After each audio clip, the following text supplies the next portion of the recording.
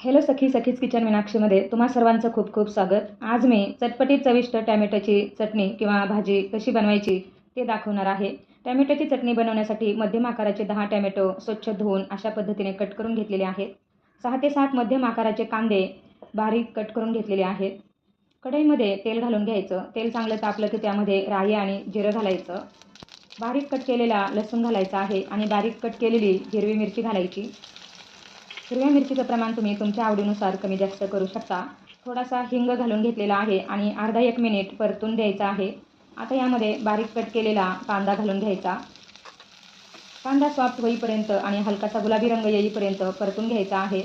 मी हिरव्या मिरचीचे बारीक तुकडे करून घातलेले आहेत। तुकड्यांऐवजी तुम्ही मिरची आणि लसूण बारीक वाटून घातलं तरी चालेल।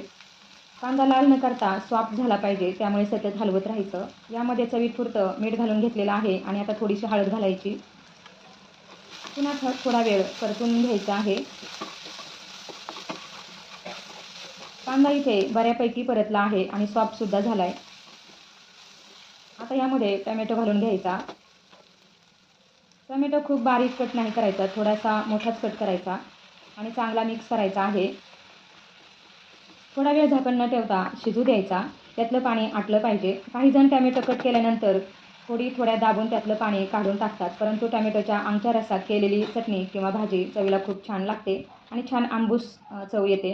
यावर झाकण ठेवून चटणी शिजवून घ्यायची, परंतु टोमॅटो गळणार नाही याची काळजी घ्यायची। पुन्हा टोमॅटो खालीवर करून घ्यायचे आहेत आणि पुन्हा यावर झाकण ठेवायचे। टोमॅटो सॉफ्ट शिजला पाहिजे, खाताना करकर किंवा कच्चट लागायला नको। तुम्ही बघू शकता झाकण ठेवल्यावर टोमॅटोला पुन्हा पाणी सुटलेलं आहे, परंतु टोमॅटोसुद्धा आपला बऱ्यापैकी सॉफ्ट झालेला आहे। आता झाकण न ठेवता थोडा वेळ असाच परतून घ्यायचा आहे। छान अशी आपली ही चटणी तयार झाली। पण चटणी अजून चविष्ट होण्यासाठी आणि कोरडी होण्यासाठी यामध्ये भरडसर असा भाजलेल्या शेंगदाण्याचा कूट घालून घेतलेला आहे। चांगला मिक्स करायचा, खूप छान चटणी होते। शेंगदाण्याची खूप बारीक पावडर नाही करायची, थोडीशी जाडसरच भरडसरच घालायची आहे। डब्यामध्ये ही भाजी देता येते, चपाती भाकरीसोबत छान लागते। यामध्ये भरपूर अशी कट केलेली हिरवीगार कोथिंबीर घालून घ्यायची आणि मिक्स करायची। यामध्ये आवडत असल्यास अर्धा चमचा साखरसुद्धा घालू शकतो, पण ती लाल तिखटाबरोबर छान लागते। आता इथे आपली टोमॅटोची चटणी झालेली आहे। गॅस बंद करायचा आहे। गॅस बंद करून 2 ते 3 मिनिटे आपल्याला यावर झाकण ठेवायचं आहे, म्हणजे चटणी छान मुरते। तुम्हाला ही टोमॅटोची चटणी किंवा टोमॅटोची भाजी कशी वाटली कमेंटमध्ये नक्की सांगा। आवडल्यास व्हिडिओला लगेच एक लाईक करा। नवीन असल्यास सबस्क्राईब करा। व्हिडिओ जास्तीत जास्त शेअर करा। थँक्यू।